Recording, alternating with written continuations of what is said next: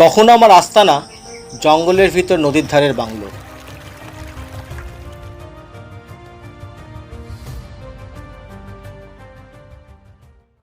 এক সন্ধ্যাবেলা বারান্দায় বসে আছি, সামনে কুয়াশার চাদরে মোড়া অমাবস্যার জঙ্গল, কানে আসছে নদীর জলের আওয়াজ।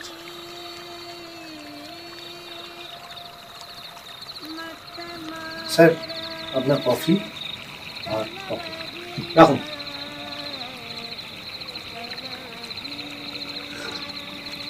আপনি একটু দাঁড়ান। আমি এই বাংলো সম্পর্কে কিছু গুরুত্বপূর্ণ তথ্য পেতে চাই। তার আগে আপনার নামটা জানা হলো, নামটা বলবেন কাইন্ডলি। স্যার, আমার নাম কালীপদ সর্দার। কত বছর আছেন এখানে কালীপদবাবু? প্রায় 30 বছর হয়ে গেল স্যার। বাহ, অনেক বছর হয়ে গেল। আপনার মতো লোককে খুঁজছিলাম। এই বাংলোর ইতিহাসটা একটু বলবেন? নিশ্চয়ই বলবো স্যার, এর অনেক ইতিহাস আছে। বলুন তাহলে শুনি। এই বাংলোয় মোট 12টি ঘর আছে। এখন 11টি ঘরের বুকিং নেওয়া হয়, শুধুমাত্র একটি ঘর ছাড়া, আর সেটা হচ্ছে 12 নম্বর ঘর। কেন? স্বাধীনতার আগে মর্গান সাহেব ওই ঘরটিতে থাকতেন, একাই থাকতেন। আর ওনার নেশার মধ্যে যেটা ছিল, উনি পেশেন্স খেলতেন। তাই জন্য ওনাকে পেশেন্স মর্গানও বলা হতো, বা সংক্ষেপে পিএম। আর উনি যখন খেলতেন তখন উনি কাউকে ঘরে ঢুকতে দিতেন না। আর কেউ যদি ভুলবশত ওনার ঘরের দরজায় ধাক্কা মেরে দিয়ে থাকে, তার শাস্তি হতো 6 ঘন্টা নীল ডাউন করে বসিয়ে রাখা। তখন উনি পেশেন্সও হারিয়ে ফেলতেন। মর্গান সাহেব পেশেন্স খেলতে খেলতে আচমকা একদিন মারা যান। কিভাবে মারা যান? এই রহস্যটা স্যার রয়েই গেছে, আর এটা নিয়ে অনেক গল্পও আছে স্যার। কালীপদবাবুর বক্তব্যে একটা জায়গা আমার খুব ইন্টারেস্টিং লাগে, রহস্যের কথা। বুঝলেন কালীপদবাবু, আগামীকাল আপনি বাংলোর না সব করে একটু প্লিজ খুলে দেবেন, আমাকে ডিটেলস স্টাডি করতে হবে। মার্জনা করবেন স্যার, 12 নম্বর। আরে আমার কাছে তো পারমিশন লেটার আছে, আপনার কাছে নেই? কোনো কপি নেই? ঠিক আছে, দরকার পড়লে আপনি আমার কাছ থেকে একটা কপি নিয়ে রাখবেন, ওটা দরকার পড়লে আপনার ডকুমেন্ট হিসেবে কাজে লেগে যাবে। না স্যার, আমার পক্ষে ঘর খোলা সম্ভব নয় স্যার। ঠিক আছে, আমি কালকে সকালে আমি স্পেশাল সেক্রেটারির সাথে আপনার একটা কথা বলিয়ে দেবো, মনে হয় না কোনো অসুবিধা হবে। আচ্ছা কালীপদবাবু, বলছি আজকে রাতে রান্না কি করেছেন? আজ রাতে স্যার দেশি চিকেন কারি, রুটি আর সঙ্গে গ্রিন স্যালাড। ও এক্সেলেন্ট, আমার প্রচণ্ড প্রিয় খাবার।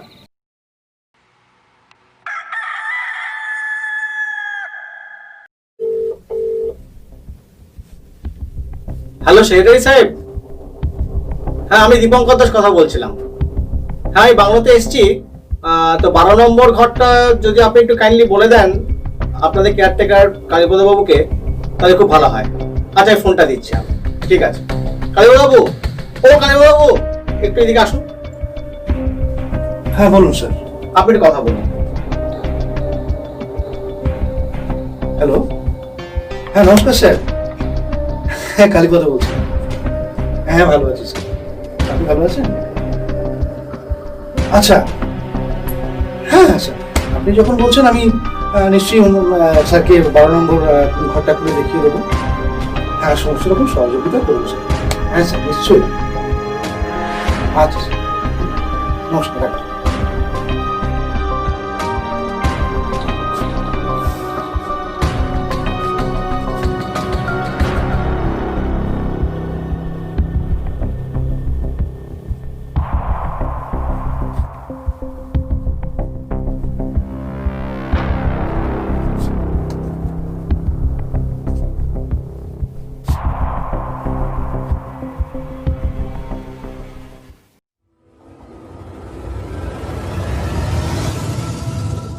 স্যার, বাংলোর বাকি ঘরগুলো আপনি সব দেখে নিয়েছেন তো?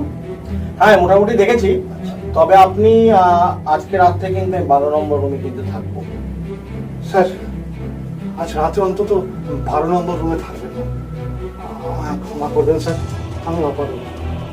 12 নম্বর রুমে আপনি দিনের বেলা বলুন, আমি খুলে দিতে রাজি আছি, কিন্তু রাতের সাথে 12 নম্বর ঘরে থাকবেন না স্যার, আপনার জীবনহানি হতে পারে। আর সঙ্গে আমারও। যদি বেঁচে যাই স্যার, চাকরিটাও যাবে। কেন? না স্যার, আমি ওই ঘর স্যার আপনাকে দিতে পারবো না। কিন্তু আমাকে কিন্তু 12 নম্বর ঘরেই থাকতে হবে রাত্রেবেলা। আমার পক্ষে সম্ভব না স্যার, আপনি কেন বুঝছেন না? আমি পারবো না স্যার। আপনি প্লিজ কাইন্ডলি একটু দেখুন, প্লিজ দেখুন একটু। পারবে না? তখন বলছেন স্যার আমি কি বলবো আপনাকে? দেবো। ঠিক, আপনি রাতের বেলা থাকার মতো একটা ব্যবস্থা করুন। ঠিক আছে স্যার। আর আমার রাত্রে যেটা লাগবে সঙ্গে হচ্ছে একটা বিছানার চাদর, মশারি, লন্ঠন অথবা হচ্ছে মোমবাতি, আর মশা তাড়ানোর ধূপ, আর খাবার জল। অবশ্যই খাবার জলটা কিন্তু মিনারেল ওয়াটার হতে হবে, বুঝলেন তো? জি আপনি স্যার। আর একটা কথা মনে রাখবেন কালীবাবু, আমার না 5 বালিশ ছাড়া কিন্তু ঘুম হয় না। নাহলে কি হয়, রাতের বেলা টেপাস ওপাস করি। প্লিজ কাইন্ডলি একটু 5 বালিশটা একটু দেখবেন। আজকাল পাবেন স্যার, আজকে। ঠিক।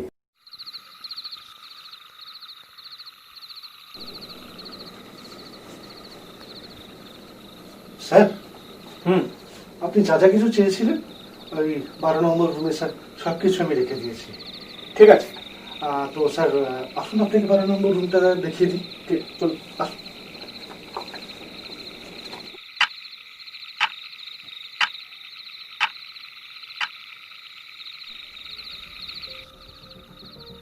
এবার আপনি আসুন।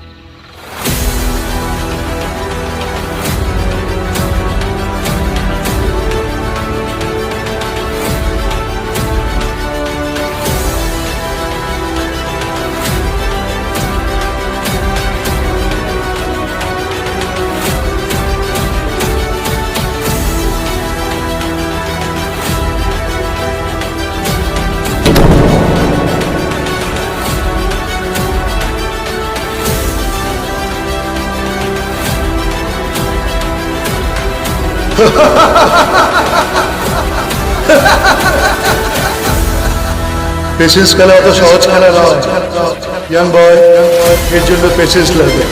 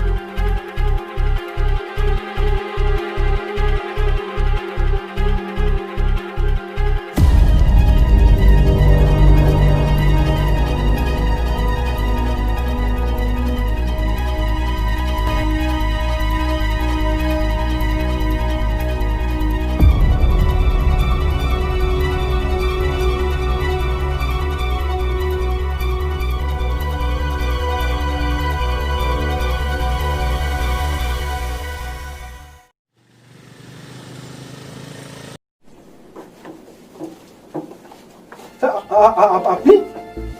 কেমন আছেন কালীপদবাবু? হ্যাঁ, আপনাদের আশীর্বাদে স্যার ভালোই আছি। আপনার আসতে কোনো অসুবিধা হয়নি তো স্যার?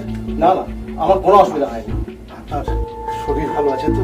আপনাদের আশীর্বাদে আমার শরীর অবশ্যই ভালো আছে, খুব ভালো আছি। জি জি জি, কি যে বলেন স্যার। কারণ আপনি তো সেদিন আমাকে প্রাণে বাঁচালেন, আর আপনি যদি আমাকে সময় মতো হসপিটালে না নিয়ে যেতেন, তাহলে আমি কি আপনার সঙ্গে আমি দাঁড়িয়ে কথা বলতে পারতাম? না স্যার, আমি কিছু করিনি, আমি তো নিমিত্ত মাত্র। যা করাচ্ছেন উনি করাচ্ছেন। তা উনিটা কে শুনি? হ্যাঁ, কেন স্যার? উপরওয়ালা। ও, আপনি ওপরওয়ালাকে বিশ্বাস করেন, তাই না? হ্যাঁ স্যার। ভালো, খুব ভালো। তা স্যার, কবে থেকে কাজ শুরু হচ্ছে? 1 সপ্তাহ পর থেকে। আর আপনার কিন্তু খুব গুরুত্বপূর্ণ রোল আছে। এই যে কন্ট্রাক্টর যে কাজ করছে না, তাকে ঠিক মতো মনিটরিং করা, দেখা, এগুলো কিন্তু আপনাকেই করতে হবে। আমি কি স্যার পারবো? আমি তো ইঞ্জিনিয়ার নই, আর এই কাজে তো ইঞ্জিনিয়ার কি দরকার। তবে কন্ট্রাক্টর ঠিক মতো কাজ করছে কিনা সেটা আমি দেখতে পারবো। মাল মেটেরিয়াল যাতে কেউ চুরি টুরি না করে সেই দেখভালের দায়িত্ব স্যার আমার। যে দেখছেন, আপনার কিন্তু ইন্টারেস্টটা বাড়ছে। প্রথমে না না, পরে হ্যাঁ হ্যাঁ। জি জি স্যার, কি যে বলেন। না না, আমি just আপনার সাথে পরিবারে বলতে চাইনি, আপনি ওইভাবে নেবেন না। আপনি আমার থেকে আমি সিনিয়র, সরি। না না স্যার, আপনি চিঠি করছেন কেন? আপনি আমাকে লজ্জায় ফেলে দিচ্ছেন যে। শুনুন কালীপদবাবু, অনেক ছিচি সরি, লজ্জা অনেক তো হলো। এবার আমি একটু আদা দিয়ে একটু চা খেতে চাই। আমি আপনার চায়ের ব্যবস্থা এখনই করছি স্যার। স্যার আপনার চা। হ্যাঁ দিন।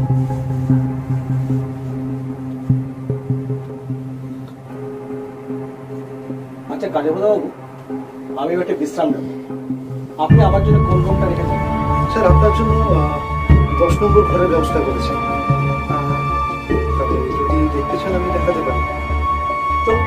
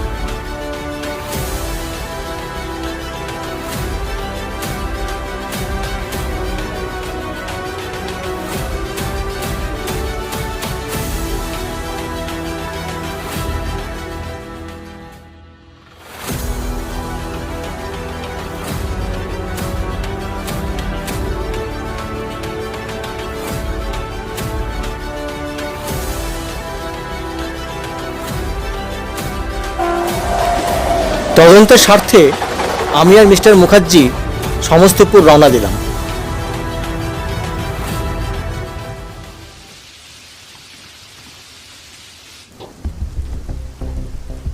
স্যার আপনি এখানে একা একা বসে কি ভাবছেন? আপনার কথাই তো ভাবছিলাম। আমাকে নিয়ে আপনার ভাবনা কিসে স্যার? আপনাকে নিতে ভাবতে হবে। ঠিক আছে স্যার, তাহলে আপনি একা বসে বসে ভাবুন, আমি আসি। কালীবাবু, হ্যাঁ, এক কাপ চা হবে? হ্যাঁ নিয়ে আসছি স্যার। আর শুনুন না, হ্যাঁ, আপনার জন্য এক কাপ চা নেবেন, আমরা একটু আলোচনা করব। আজ আবার আমি কেন স্যার? আসুন না, আসুন। আচ্ছা আপনিও নিন। নিশ্চয়ই। নিন।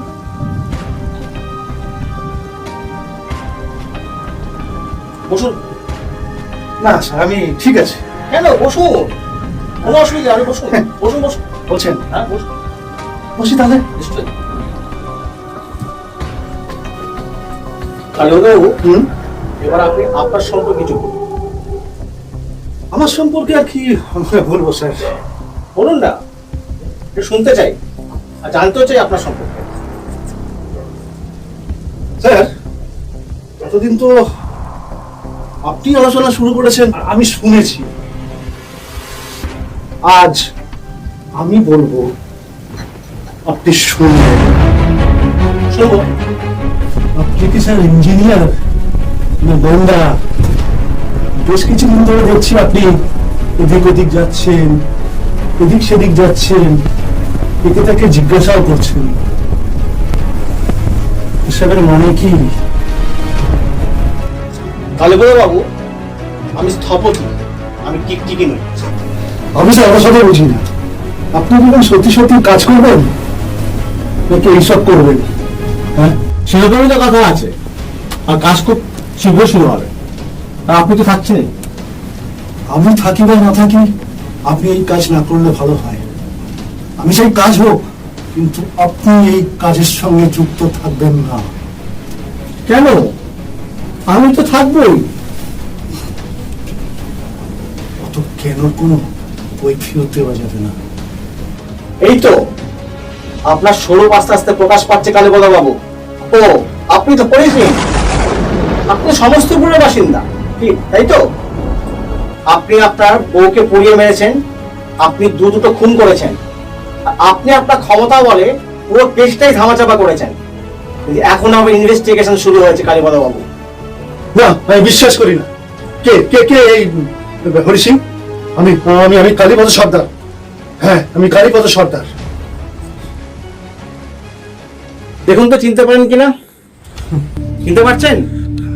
হরি সিং কালীপদ বাবু, ভালো করে দেখুন, কোনো মিল নেই আপনার সঙ্গে, আর কেউ বুঝতেও পারছে না কে হরি সিং আর কে কালীপদ বাবু। এবার মিস্টার হরি সিং, আমি বলবো আপনি শুনবেন, আর বেশি চালাকি করলে এর ফল কিন্তু ভালো হবে না। পুরো বাংলোর চারিদিকে কিন্তু পুলিশ ফোর্স দেওয়া আছে, তারা কিন্তু সবাই সিভিল ড্রেসে আছে। আমি বিশ্বাস করি না। চারিদিকটা তাকিয়ে দেখুন, গোটা বাংলো কিন্তু ঘিরে নেওয়া আছে, পুরো নিশানা কিন্তু আপনার দিয়ে করা আছে, আর নিখুঁত টিপ।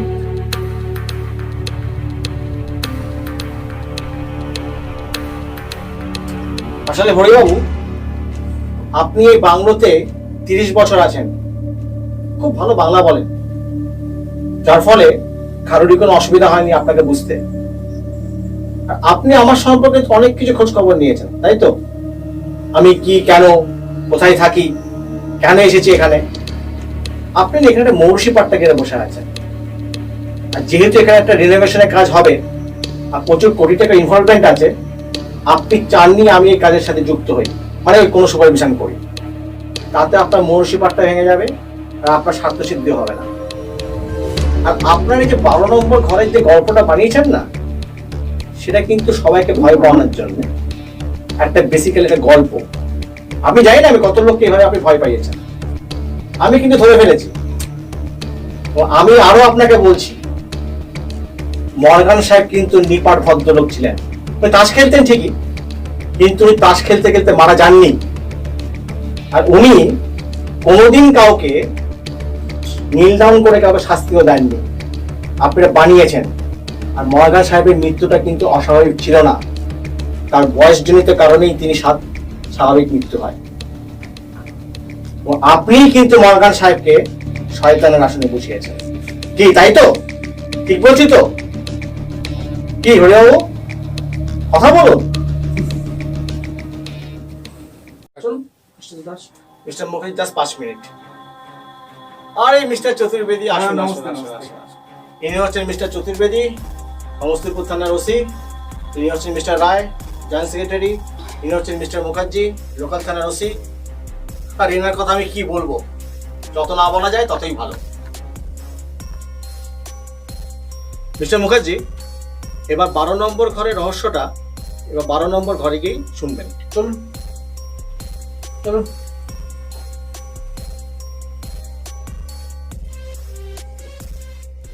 আপনারা সব এসে গেছেন, এবার লক্ষ্য করুন, এই তাসটা থেকে আমি কয়েকটা তাস নিচ্ছি।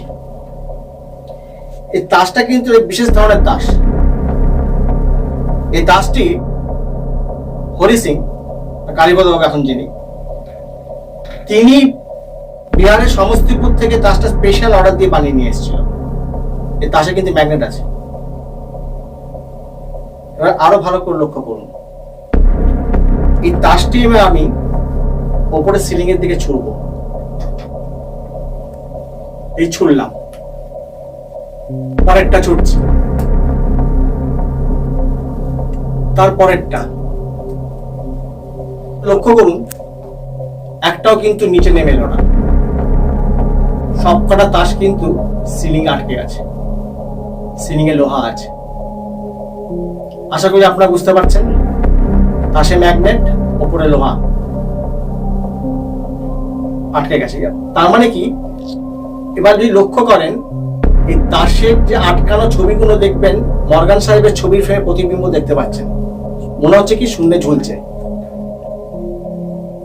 এটা এবারে আপনারা দেখুন, এবারে প্রতিবিম্ব দেখতে পাচ্ছেন, ঠিক মনে হচ্ছে ভাসছে। আশা করি আপনারা ব্যাপারটা বুঝতে পেরেছেন যে কালীপদ বাবু কি করেছিলেন। প্রথম সংশয় কিন্তু আমি দূর করলাম আপনাদের মধ্যে। দ্বিতীয় সংশয় কি ছিল, ভালো করে লক্ষ্য করুন।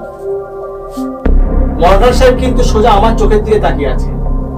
আমি যেদিকেই দাঁড়াই না কেন, মর্গান সাহেব কিন্তু আমার চোখের দিকে তাকিয়ে আছে, আপনার দিকেও তাকিয়ে আছে, আপনার দিকেও তাকিয়ে আছে। আপনারা ভালো করে দেখবেন, যদি আপনারা কেউ রাজস্থানে জয়পুর এবং জয়সলমেরে যান, সেখানে গাইডরা কিন্তু আপনারা যখন ফোর্টে নিয়ে যাবে না, তখন সেখানকার রাজাদের ছবি দেখিয়ে বলবে রাজারা কিন্তু আপনাদের দিকে তাকিয়ে আছে, আপনি যেদিক থেকে দেখুন না কেন। এক্ষেত্রেও কিন্তু মর্গান সাহেবের ক্ষেত্রে সেম যুক্তি প্রযোজ্য। সংশয় নম্বর 3, যেটা আমি দূর করছি। মর্গান সাহেব আমাকে বলেছিলেন পেশেন্স খেলা অত সহজ খেলা নয়, ইয়াং বয়, তার জন্য পেশেন্স লাগে।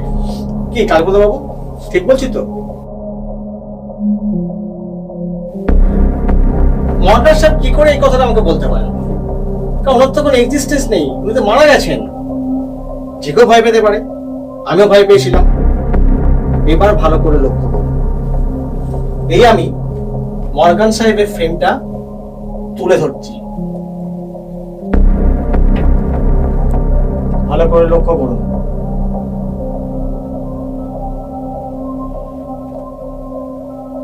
দেখতে পাচ্ছেন, এটা একটা ব্লুটুথ স্পিকার। কালীপদ বাবু ওরফে হরি সিং ওনার স্মার্টফোন থেকে এই ব্লুটুথ কানেক্ট করতেন। বাকিটা নিশ্চয় আপনারা বুঝে গেছেন, আর আমাকে বলতে হবে না। এবার আমি চতুর্থ সংশয় দূর করছি। ওই দিন যে ঘটনাটা ঘটেছিল, ওই দিন জানলাটা হঠাৎ করে খুলে যায়, একটা দমকা হাওয়া ঘরের মধ্যে প্রবেশ করলো। আমি খুব ভয় পেয়ে গেছিলাম। স্বাভাবিক, ঠান্ডা হিমশীতল স্রোত আমার মধ্যে বয়ে গেছিল। আসলে কিন্তু জানলাটা জোর করে খুলে দেওয়া হয়েছিল। ঠিক বলছি কালীপদ বাবু? আমি কিন্তু অজ্ঞান হয়ে যাইনি, আমাকে অজ্ঞান করা হয়েছিল। এই দেখুন ভালো করে, এই হচ্ছে সেই স্প্রে, যে স্প্রেটা জানলা দিয়ে করা হয়েছিল, এবং তার পিছনে চিন্তিত ছিলেন কালীপদ বাবু। তাই তো কালীপদ বাবু? ঠিক বলছি তো আমি? এবং আমি অজ্ঞান হয়ে যাওয়ার পরে এই কালীপদ বাবুই কিন্তু স্বতঃপ্রণোদিত হয়ে আমাকে হসপিটালে নিয়ে যায়, যাতে কেউ সন্দেহ না করে, যাতে উনি চেয়েছিলেন এই প্রজেক্টের সাথে আমি যুক্ত না হতে পারি, আমাকে ভয় পাইয়ে দিয়ে এখান থেকে যাতে আমি বেরিয়ে যাই। এটাই ছিল আমার মেন উদ্দেশ্য।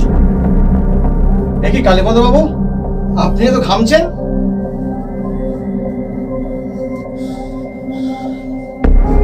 আপনি ঠিকই বলেছেন, আমি স্থপতি কাম গোয়েন্দা কাম টিকটিকি। হ্যাঁ আমি তাই।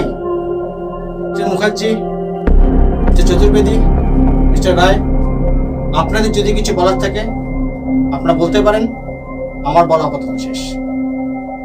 দারুণ পাওয়ার আপনার, খুব সুন্দর অ্যানালিসিস করেছেন।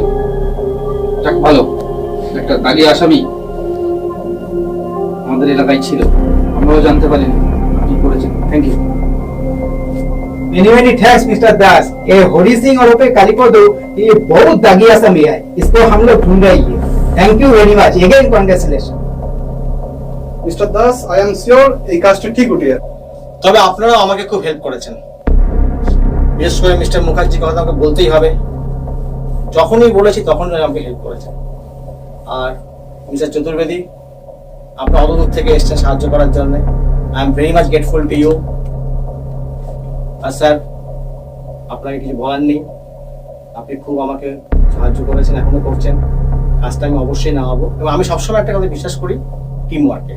টিম ওয়ার্ক ছাড়া এই কাজ হয় না। এই কাজটা এই জন্য সাকসেসফুল হয়েছে। Thank you. Thank you. Thank you. ছাড়বো না আপনাকে, আমি ছাড়বো না, দেখে নেবো।